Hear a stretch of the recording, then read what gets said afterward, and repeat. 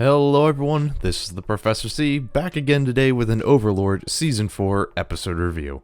And after my 7-minute long monologue about cut content in the previous Overlord review, I have decided to calm down and only lightly cover cut content going forwards. At this point, it's clear that Madhouse is telling the story in a way that meets that 12 to 13 episode limit, and I will still mention larger changes and point out smaller things here and there, but I don't plan on doing another 7-minute monologue in the future.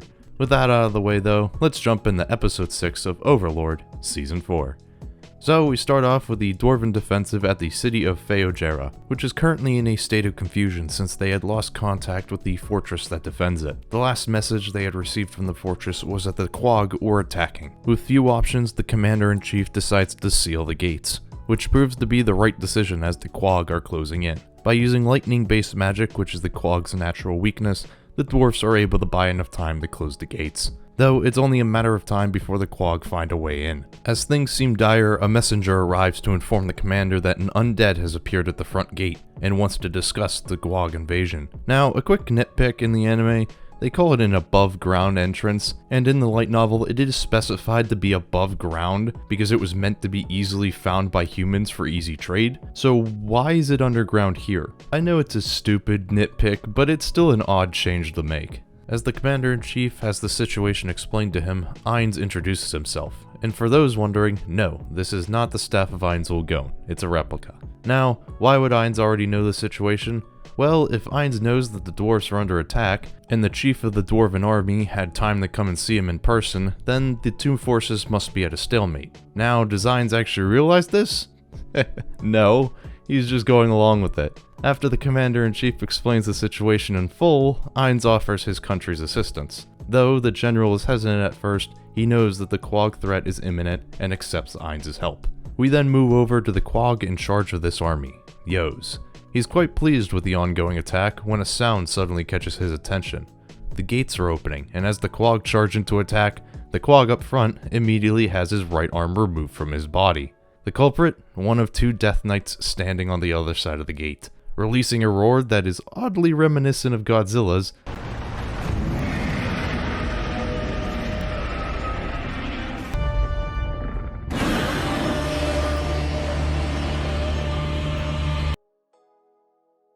The Death Knights charge forward, deleting everything in their paths.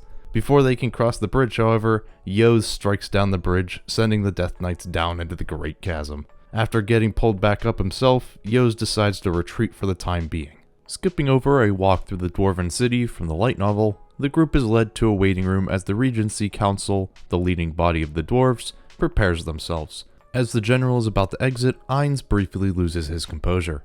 The general asks what's wrong, but Ainz assures him that it is nothing. In reality though, the connection Ainz had with his Death Knights had been severed, meaning that they were destroyed. For someone to destroy a Death Knight, they'd have to be around level 45, which is astronomically high for this world. So Ainz assumes that it must be the work of another player. Ainz and co are then led to meet with the Regency Council.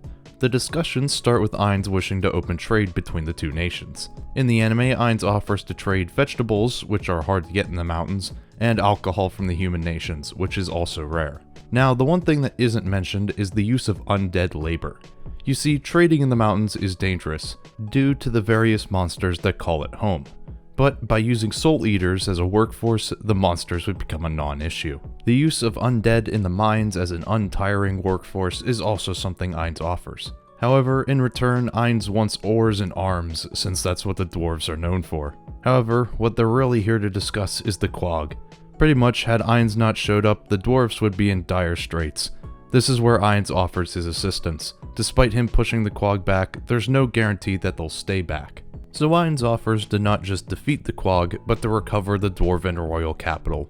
Despite the challenges of getting to the capital and the frost dragon that now resides there, Ainz sees it more as an adventure than a challenge. Now, the only dwarf to voice any concern about all this, well, at least to Ainz's face, is the Forge Master. Now, I must say that the Forge Master's distaste for the undead is dampened in the anime quite a bit, but I'm disappointed that we didn't get to see him flip out more in the anime. In response to the Forge Master's rage, Ainz explains that saving the dwarves holds more merit than siding with the Quag, and that in return for his efforts, Ainz wants to invite all the runesmiths to move to his kingdom. Though there is some worry about the Smiths being turned into slaves, Ainz explains that this is not the case. The council then requests that Ainz wait as they think things over. And by think things over, of course, I mean they freak the hell out. However, the general puts things back on track, and we fade back to after they are done discussing things. Now, the discussions here are drastically trimmed down in the anime. It's a 60-second moment in the anime compared to the 5 pages of the light novel. This is yet another case of what is told in the anime being the bare minimum to get the point across. We then return with the council having decided to accept Ainz's proposal. However, the dwarfs plan to send inspectors to the Sorcerer's Kingdom in order to check up on their people. Ainz wholeheartedly accepts this condition. The reason Ainz is so set on good labor laws is because in his original world, there pretty much were none. In Hero Hero's case, the poor guy pretty much worked 24/7 without rest. A small plot point cut here is that Ainz asks for armor to be made for Zarasu as a congratulations gift for the birth of his child. However, the ore Ainz gives them is outside of their ability to forge, and the Forge Master ends up taking the ore and piecing out in hopes of finding a way to change that. It's a minor plot point that is yet to be expanded upon in the light novel, so it's understandable that it was cut, but I still felt like it was worth mentioning. With that, we cut to Gondo's home, where Gondo has gathered the other runesmiths with the promise of alcohol once Ainz is done speaking. Once Ainz enters, however, the dwarfs begin to freak out due to his appearance.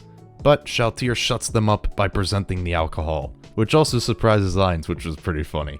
Ainz explains to the dwarves that he wishes for them to work for him. However, there is suspicions as to why them and why runecraft, since it is a dying art in their country. Ainz then retrieves a black blade from his inventory, which has 20 runes engraved along the blade.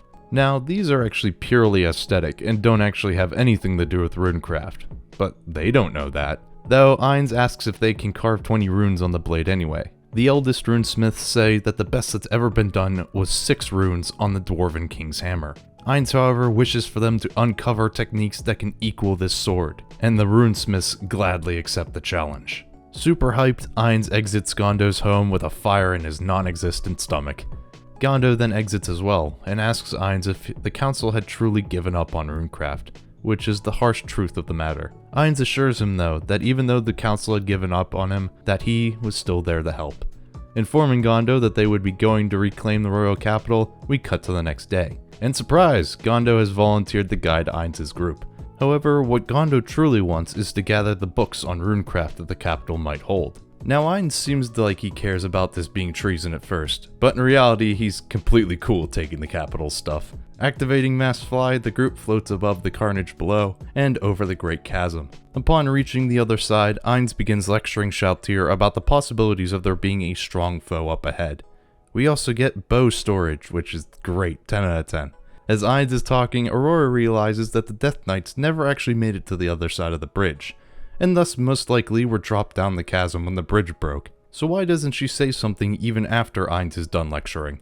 Well, Aurora, when she's shushed, believes that Ainz has already realized this, and is just using it as a moment to teach Shaltir. The group then moves through the trials meant to protect the royal capital with relative ease through the use of magic. After conquering them, the group moves on to the capital, where Ainz plans on taking on the frost dragon that resides there. This prompts Ainz's memories of a certain mage that once offered to help him with dragon research. It's too bad that there isn't resurrection magic that could have saved her, Ainz. Right, Ainz? There's no such thing, huh? Right? But on that note, we end this episode. Overall, despite what wasn't here, what was here was overall pretty good. Compared to the last episode that sent me into a frenzy, this episode did a good enough job keeping as much of the light novel in it as it could. That's all from me though. Make sure you leave a like and subscribe in order to support the channel, and comment down below about what you thought of this episode. As always though, this has been the Professor Z, and I will see you all next time.